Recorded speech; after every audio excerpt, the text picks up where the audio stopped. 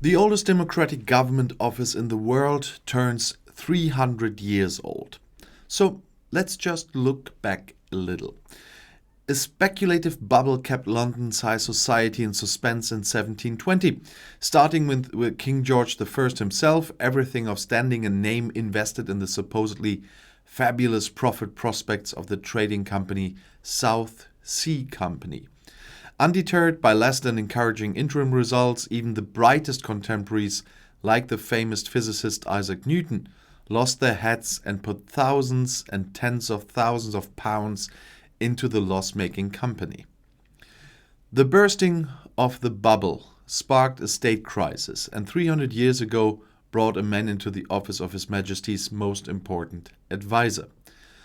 The Whig politician Robert Walpole, from 1676 he lived until 1745, is considered to be the founder of the most important government office on the island, which he certainly would not have called by its current name, because Prime Minister was an insult to someone who is, in the opinion of contemporaries, had amassed too much power.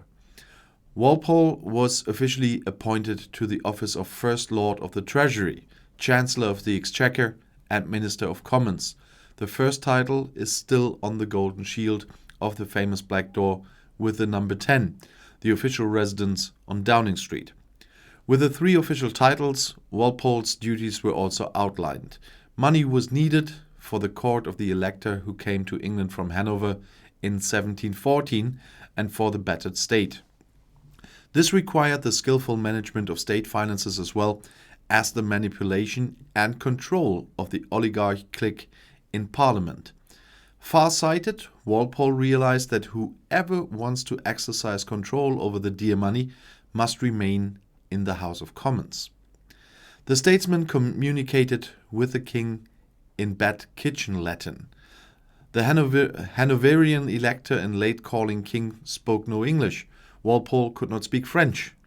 Robinocracy was the name given by contemporaries to the shameless system of bribery and patronage that survived the transition to George II. He lived from 1727 to 1760. The country's intellectual and artistic elite loathed the ruler who ruled until 1742. But Walpole added wealth to the country, avoided participating in all wars, encouraging overseas trade, lowered taxes, and shied away from difficult reforms that could have gone wrong. Is there a better definition of a successful government? 52 men and 2 women, Margaret Thatcher from 1979 to 1990 and Theresa May from 2016 to 2019, have followed Walpole in the world's oldest democratic government office. The terms of office of the two prime ministers are less than 5% of the past 300 years, the female prime ministers. Together they come to little more than the average length of stay in office. This is 5.5 years. A number of politicians needed 2 or 3 periods. The great liberal William Gladstone, from 1809 until 1898, even made the leap to Downing Street 4 times, the last time in 1892 at the blessed age of 83 years. William Pitt the Younger came into office at the ridiculous 24 years of age and died after a total of almost 19 years of service at the age of just 46. Only 6 of his successors were younger when he took office. Since then, nobody has endured as long as the legendary Walpole, almost 21 years old. The brilliant but terminally ill George Canning in 1827 only managed 117 days. During these 300 years, 9 men and 2 women sat on the British royal throne. The 2 Queens Victoria and the sprightly, almost 95-year-old Queen Elizabeth II, who is in the 70th year of her reign, together make up 44% of this time. Victoria worn out 10 men in the highest government office. Boris Johnson is the 14th head of the loyal government of Her Majesty Elizabeth II. Like the 56-year-old, a good 30% of his predecessors, including 5 of the last 13, were pupils of the expensive Eton boarding school, and a total of 2/3 of the 55 chosen ones attended private schools. Studies at the elite universities of Oxford, such as Johnson and his 2 immediate predecessors, May and David Cameron, Cameron was from 2010 to 2016. 2016, the year should tell you something. Or Cambridge remains almost mandatory to this day. A good prime minister, as the London publicist Andrew Gimson sums up in his amusing book Gimson's Prime Ministers, needs at least some of the following qualities: courage, hunger for power, energy, luck, rhetorical skill. You have to be different from your predecessor, the one people are fed up with, how they'll soon get fed up with you. The candidate for the highest government office should be reasonably respectable, but not to shame himself for distributing sufficient benefits among the supporters.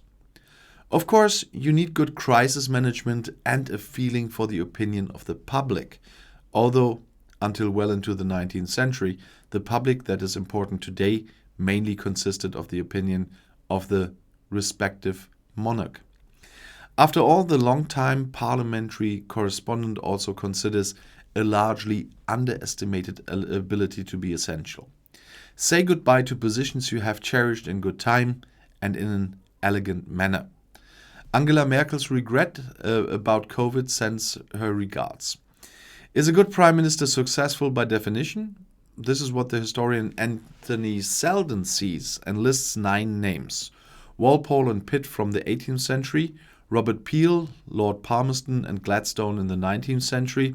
From the past century, the war premiers David Lloyd George in the First World War and Winston Churchill in the Second World War. The Labour reformer Clement Attlee from 1945 to 1951. And finally, the Iron Lady Thatcher. The BBC recently asked Boris Johnson who from this illustrious list he would like to meet. The radio makers were counting on Churchill, about whom the then Mayor of London wrote an admiring biography in 2014. History professor Richard Evans from the University of Cambridge gave an icy judgment at the time that it was a work about someone who wrote history from someone who apparently invents history. Or would Johnson want Walpole to teach him statecraft? Maybe have a drink with Benjamin Disraeli. He lived from 1804 to 1881, the grandson of a Jewish immigrant from Italy who flattered Queen Victoria and turned the Conservative Party inside out? The answer was surprising. I would love to meet Gladstone. Of all things, Disraeli's great liberal adversary, the moralist and idealist, who would certainly have much to complain about in Johnson's easy lifestyle, 2 divorces and at least 6 children from 3 women? But perhaps such aspects weigh less in the interest group of prime ministers, whose impossible job, as Gimson said, is in dire need of reform, as Selden believes. In the Times, the author of detailed books on the terms of office of all prime ministers since Maggie Thatcher made some suggestions. Since the unwritten constitution of the kingdom and the majority vote promote the concentration of power in Downing Street, Lord Hailsham aptly wrote of an elected dictatorship. The Prime Minister should expressly seek a trustworthy deputy and entrust large parts of domestic policy to him. Conversely, Selden considers a return to the title of First Lord of the Treasury to be important. In the past few decades, too much power has passed to the Finance Minister, known on the island as Chancellor of the Treasury. Former Labour Prime Minister Tony Blair, he was in office from 1997 to 2007, will sigh knowingly. His initiatives have repeatedly been thwarted by his ambitious rival, Chancellor of the Exchequer Gordon Brown. Most prime ministers, Selden concludes, end up being disappointed. Andrew Gimson sees this as the central task of the residents of Downing Street. They would often embody an approach that the majority of the population enthusiastically supports. So it was with Neville Chamberlain's appeasement policy towards Hitler, as well as with Blair's support for the US invasion of Iraq in 2003. If the policy fails, the Prime Minister has to go. That is more practical than changing the people. Gimson writes with a wink. And of course my British viewers should know about all these people and about what was going on and about their past. But I have a very international viewership here on my channel, and I thought it's time, with all the discussions, to have a small look back, especially at this point with the 300th anniversary. And so I hope my British viewers don't mind that I told something they already know. I hope, at least. And let's get back with the next video to current politics.